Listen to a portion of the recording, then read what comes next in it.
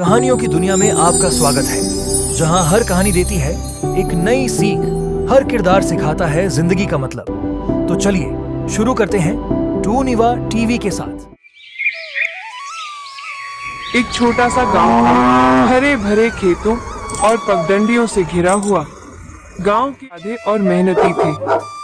सुबह सूरज की पहली किरण के साथ ही औरतें उठने लगती और मर्द खेतों की ओर निकल जाते। बच्चे स्कूल जाते या फिर घर के कामों में हाथ बटाते। गांव के किनारे पर मिट्टी की एक पुरानी झोपड़ी में गोपाल रहता था। उम्र तो उसकी मुश्किल से 25 की रही होगी, पर आंखों में एक अलग ही चमक थी। पिता का देहांत हो चुका था और माँ बीमार रहती थी। घर का खर्चा, माँ की दवाई और छोटी बहन सुधा की पढ़ाई का बोझ उसी के कंधों की। गाड़ी चलाने के लिए गोपाल रोज सुबह अपने ठेले पर चना और मूंगफली बेचने निकलता। वो उन्हें हल्का सा सेंक कर ऊपर से प्याज, हरी मिर्च और नींबू डालकर परोसता। महक इतनी लाजवाब होती कि राहगीर अपने कदम रोक ही लेते। अरे गोपाल, जरा दो ना भर के जरा मसाले वाला चना।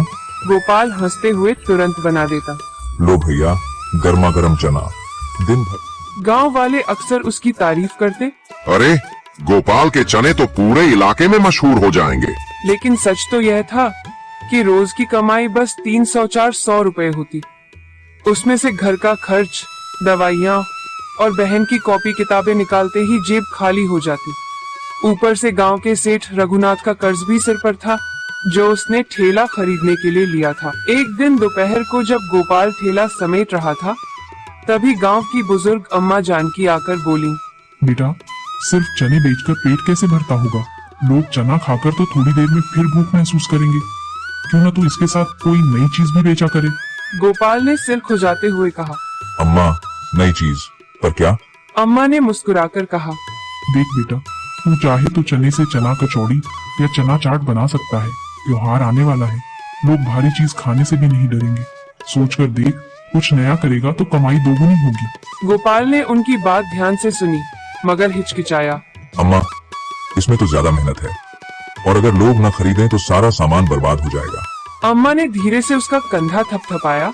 बेटा, कोशिश करने वाला ही जीतता है। डर से अगर रुक गया तो कभी आगे नहीं बढ़ पाएगा।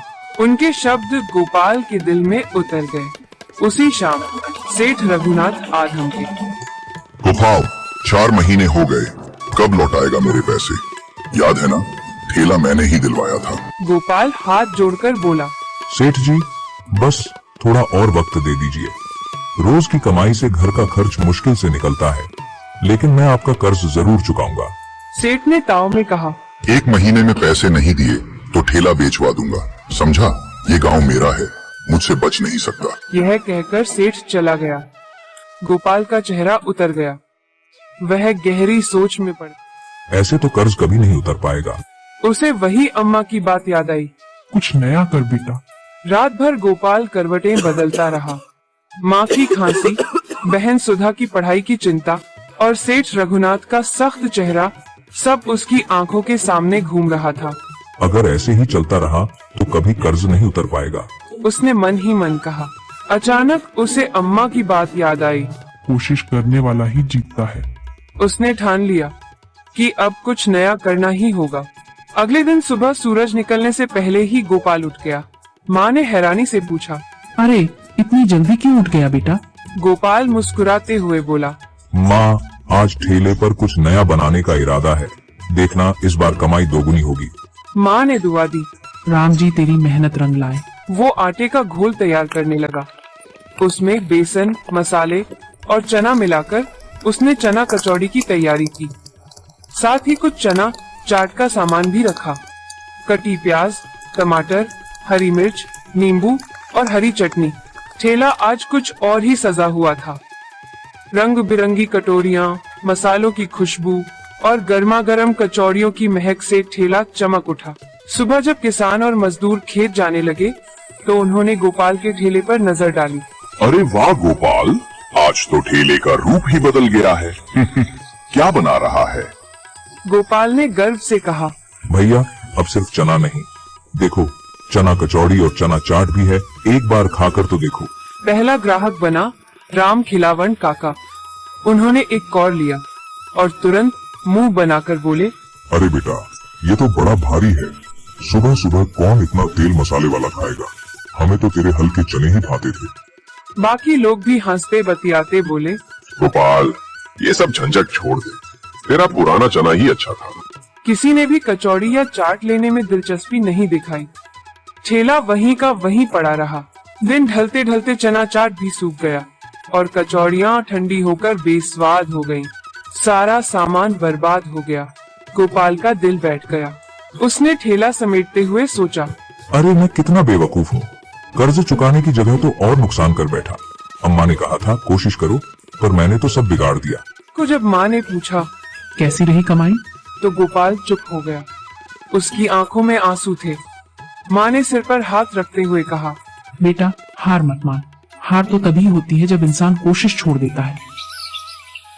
अगले दिन गोपाल ने ठेला नहीं निकाला। वो गांव के चौपाल पर जाकर बैठ गया और सोचने लगा। तभी दो किसान बातें कर रहे थे। अरे, सुबह तो हल्का खाना अच्छा लगता है, लेकिन दोपहर को खेत से लौटते वक्त कुछ पेट भरने लायक हो तो मजा आ जाए। गोपाल उनकी बात सुनते ही चौंक उठा। उसके मन में अचानक बिजली सी चमक कौन दी। अरे क्यों ना मैं अपना ठेला सुबह की जगह दोपहर में चौक और हाट बाजार में लगाऊं। वहाँ तो लोग भूखे ही आते होंगे। तब मेरी कचौड़ी और चाट जरूर बिकेगी। उसने ठान लिया। हाँ, यही सही मौका है। अगर सही जगह और सही समय चुनूं तो मेहनत रंग लाएगी। अगली सुबह गोपाल ने ठेला निकाला। इस बार खेतों की पगडंडी पर नहीं, बल्कि गांव के चौक की ओर बढ़ा। चौक पर हफ्ते का मेला लग रहा था। दूर दूर से लोग बैलगाड़ी और साइकिलों पर आ रहे थे। बच्चों के हाथ में गुब्बारे, औरतों के सिर पर टोकरी और मर्दों के कंधों पर खुरपी, कुदाल। पूरा चौक गुलजार था। गोपाल ने अपना ठेला एक कोने में सजा दिया। गर्मा गर्म तेल में कचौड़ियाँ छनने लगी। मसालों की महक हवा में फैल गई। सबसे पहले एक थका हारा किसान पास आया। अरे बेटा, सुबह से खेत में मेहनत कर रहा हूँ। अब पेट में चूहे दौड़ रहे हैं। क्या बेच रहा है? गोपाल ने उत्साह से कहा, काका, गर्मा गर्म चना कचौड़ी और मसालेदार चना चाट। लो, एक प्लेट चक्कर देखो। काका ने पहला कौर लिया। उनके चेहरे पर संतोष की झलक आ गई। वाह बेटा, मजा आ गया। इतनी लजीज कचौड़ी तो मैंने शहर में भी नहीं खाई। काका की आवाज सुनकर आसपास के दो किसान भी आ गए।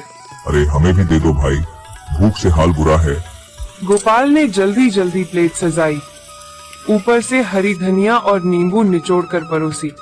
धीरे धीरे चौक पर लोगों की भीड़ गोपाल के ठेले पर उमड़ने लगी। कोई बोला, वाह, खुशबू से ही भूख लगने लगी। दूसरा बोला, मुलायम रोटियां और गर्मा गर्म करी का मजा ही कुछ और है। बच्चे चना चाट के लिए लालायित हो गए। कुछ ही देर में गोपाल का ठेला खाली हो गया।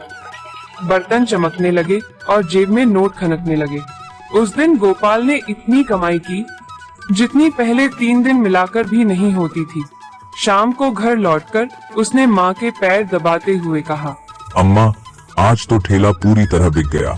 कर्ज चुकाने की राह साफ हो रही है। माँ की आंखों में आंसू आ गए। बेटा, तेरी मेहनत और लगन का फल है ये। भगवान तुझे हमेशा आगे बढ़ाए। कुछ ही हफ्तों में गोपाल का ठेला गांव में मशहूर हो गया। लोग उसे बुलाकर कहते, अरे गोपाल, तेरी कचौड़ी और चाट तो अब हमारे मेले की शान बन गई है। यहाँ तक कि सेठ रघुनाथ भी एक दिन ठेले पर आया और बोला, वाह गोपाल, आज तो तेरे ठेले पर भीड़ लगी है। अब तो मेरा कर्ज चुका पाएगा ना? गोपाल ने मुस्कुराते हुए जेब से पैसे निकालकर सेठ के हाथ में रख दिए। सेठ जी, ये आपकी पूरी रकम। अब मेरा ठेला मेरी मेहनत का है, किसी के कर्ज का नहीं। सेठ भी उसकी ईमानदारी देखकर दंग रह गया। जब कर्ज उतर गया तो गोपाल ने सिर्फ अपने परिवार के बारे में नहीं सोचा। उसने ठेले से होने वाली कुछ कमाई गांव के बच्चों की पढ़ाई पर लगाने का निश्चय किया। वो अक्सर कहता, अगर मेहनत से पेट भर सकता है तो मेहनत से सपने भी पूरे किए जा सकते हैं। गांव वाले गोपाल को अब सिर्फ ठेले वाला नहीं, बल्कि गांव का प्रेरणा स्तंभ मानने लगे। नया करने की हिम्मत ही आगे बढ़ने का रास्ता है। असफलता अंत नहीं, सीखने का पहला कदम है। ईमानदारी और लगन से बड़ी कोई पूंजी नहीं। गोपाल का ठेला अब सिर्फ खाने का ठेला नहीं रहा, बल्कि पूरे गांव को सिखाने वाला सबक बन गया। इस कहानी से हमें यह मेहनत सीख और मिलती हिम्मत है से कि हर मुश्किल आसान हो जाए। कहानी भले ही खत्म हो गई, लेकिन उसकी सीख हमेशा जिंदा रहेगी। ऐसी ही दिल छू लेने वाली कहानियां देखने के लिए चैनल को सब्सक्राइब, लाइक, शेयर और कमेंट करना न भूलें। फिर मिलेंगे एक नई कहानी के साथ।